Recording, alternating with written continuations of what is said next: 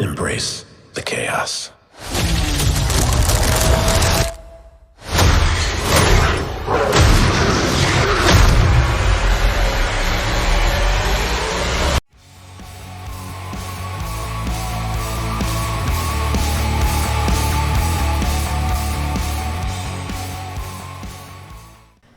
Let's start off with no spoilers just yet.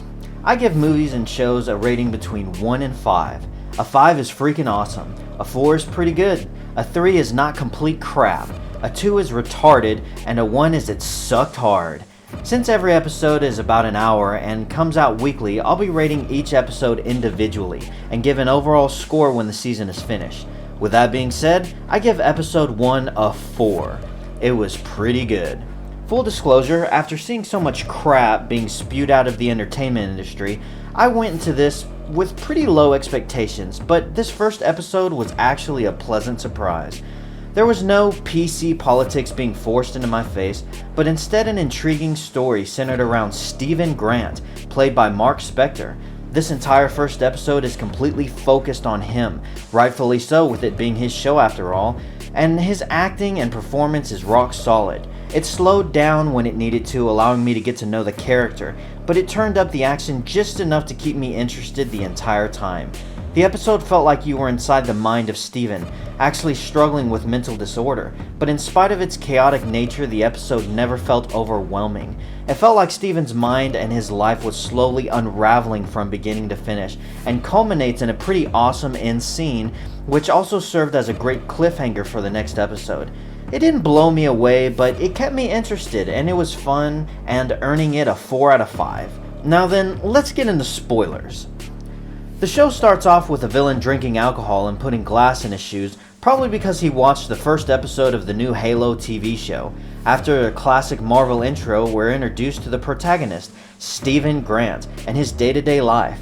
He's an odd, emotionally insecure vegetarian, struggling with dissociative identity disorder. Although at this point he only knows that he finds himself waking up in different places without remembering how he got there. He works at a gift shop inside the museum in London, and his boss is a bitch.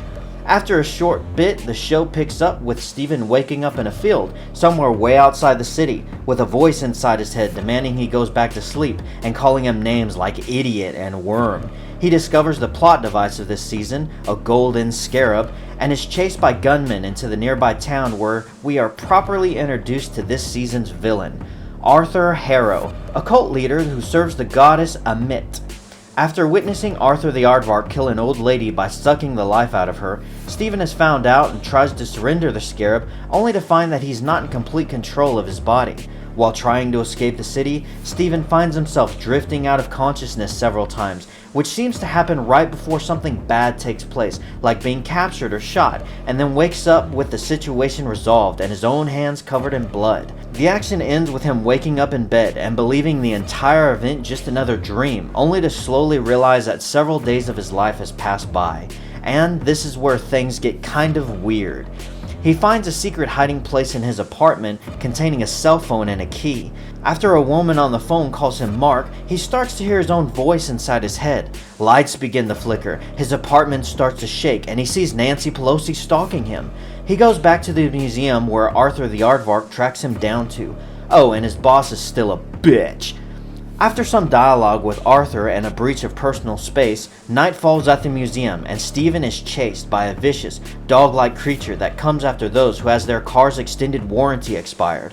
Trapped and desperate, Stephen is confronted by his inner voice again, urging him to let go so that he can take over and save them. Stephen agrees and is taken over by Moon Knight, who promptly beats the hell out of the creature and then gives a proper hero pose for the camera, and the show ends.